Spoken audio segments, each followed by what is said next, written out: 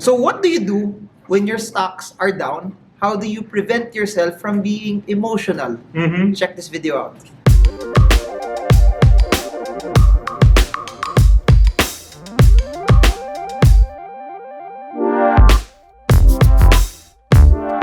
Subscribe to Marvin's channel. Parang awa niyo. Galing, Please, galing. please. Rockstar, Smash stock the bell, market smash the bell. expert. Thank you. God bless you. Hi everyone, we're with Arnold Anog, AQ and Grit Facilitator Expert. He's gonna help us overcome how you can get rid of your emotions when your stocks are down and how you can get rid of your emotions also when your stocks are up. So I'll give you context. No? The biggest problem of people when they start investing is when the stocks go down, they see their stocks losing in value, nagpapanic, and they sell. Also, in the same way, when they see their stocks go up, they sell too quick naman. So sometimes, na-excite. Either hindi lang din na-excite, parang it's the fear that, baka mawala. if I don't sell now, baka bumaba siya. On the other side naman, when the stocks go down, yung fear naman doon is, if I don't sell now, what if bumaba pa lalo? Or in the flip side also, they sell too quick, tas it goes back up again. How do you overcome that fear or excitement or also greed when it comes to the stock market or any investment in particular? Let's let the expert answer. Okay. Thank you. I'm so happy to be with Marvin. Grabe, no? This is a rare opportunity to be with the stock market rock star. Anyway, Marvin, in any investment, pagka masyadong naging emotional ang investor, you know what they do? They do a lot of careless decisions. Bakit? Nagpapanik. Okay, totoo. Ang basic na tinuro sa atin, do not make any major decisions when your emotions are so high and when your emotions are so low. Now, pagka biglang bumagsak ang stock market, so what happens? They panic. Right? So, I mean, the quickest tip that I can give you is don't make decisions, tough decisions, when you're too emotional. Yung parang yan. You see, it's not just about you having that, sabi nga nila, no, that EQ nga ba ang sikreto? It's not just about being in control of your emotions, but it's your AQ. No? It's your resilience. When you invest in the stock market, you need to prepare yourself.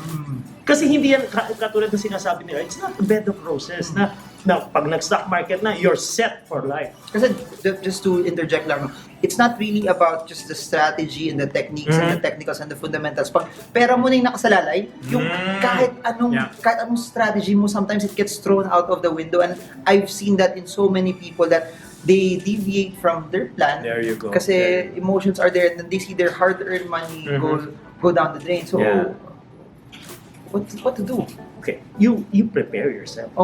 But before you even go into that plan, you will start to understand that what you're entering into. Buti na lang may mga expert na. Now, even if you're a faithful student of the rockstar, of the expert, kailangan mo mag-ingat. Kasi once adversity comes in, either yung pagbagsak ng prices o magpanik ka, basta may dumating na challenges, you tend to make careless decisions. Is it possible to remove your emotions when it comes to investing and when it comes to your money? Removing emotions will be very difficult. You don't remove it, you control it. It's all about how do you start it. You need to be aware of it. Kailangan aware ka that it will happen. Bakit ka kailangan maging aware? So you can do things differently. Okay, now I have my stocks. Pagka-login ko down, how do I control it? What should I do? What are the techniques that I can do to control my emotions at that very moment I see the stock going down? Okay. Meron kaming quick na may tuturo. We call this the para principle. Okay, para principle. Ano yung para? Yung may sa jeep, yung para. But para stands for pause. Pause. You pause for a while. You take deep breaths. You pray. You get down on your knees. You pray. Oo, kasama yan. You pause. Yun yung reflect. When you reflect, you talk to yourself in silence. So this works also even in business. Hindi lang to pang stock market na. Also, you pause and then you reflect what to do. Okay, now after you're guided already by the experts, by the rock stars, that's the time you act. That's the time you make decisions. But never act immediately. So don't forget the PAR, the para. How much time in between should they pause? From is there parang do I wait one day or 1 week na muna or okay lang ba na, kasi yung stock market may morning session, may afternoon session, I pause for the morning, then after lunch, I decide already, is there parang... Ibabalik ko yung tanong sa'yo. Ikaw ang magaling dyan. So pagka ganon, Okay, so if I pause, what do you think is ikaw, as an expert, ikaw nga, pagka ganun, how long do you pause? Okay. Ako kasi I've learned, it comes already with experience. I've been doing this for more than a decade. And my style, when you said you get to do this out of your plan, out of your strategy, what helps me kasi remove my emotions is I only put money that pag bumagsak, okay lang sa akin. Nice. And that's been very, very, very consistent kasi I've noticed people are scared kasi bumabagsak and they put money that they cannot tolerate. Yeah. So to answer your question, it goes back to the strategy, no, that if you only put money that you can tolerate, na kahit bumagsak siya ng X amount, regardless if it's a million, 5 million, 500,000, 10,000 pesos, pero it's money that you can tolerate, and iba-iba tayo doon, I think emotions will be out of the window also. So ako, that's how I do it. You won't be emotionally attached pagka yung pera nyo lang ang ginagamit. So ako, that's how I do it. Kaso, how about people na hindi ganun? Kasi some people kasi, just so you know, they get enticed, they see a stock, sobrang ganda. And because they get so enticed, they put money na dapat hindi nandun, inalagay na nila thinking that it will go up, but it doesn't always go up. What do? Alam mo, babalik pa rin ako dun. Yun eh. And when the time that you pause, you just don't pause, but you consult a lot of your friends. That's not No, so tama ba yun? They can do pause, then consult, strategize, and then when they have full conviction already of what they're supposed to do, that's when they trade. That's the time that they do the act.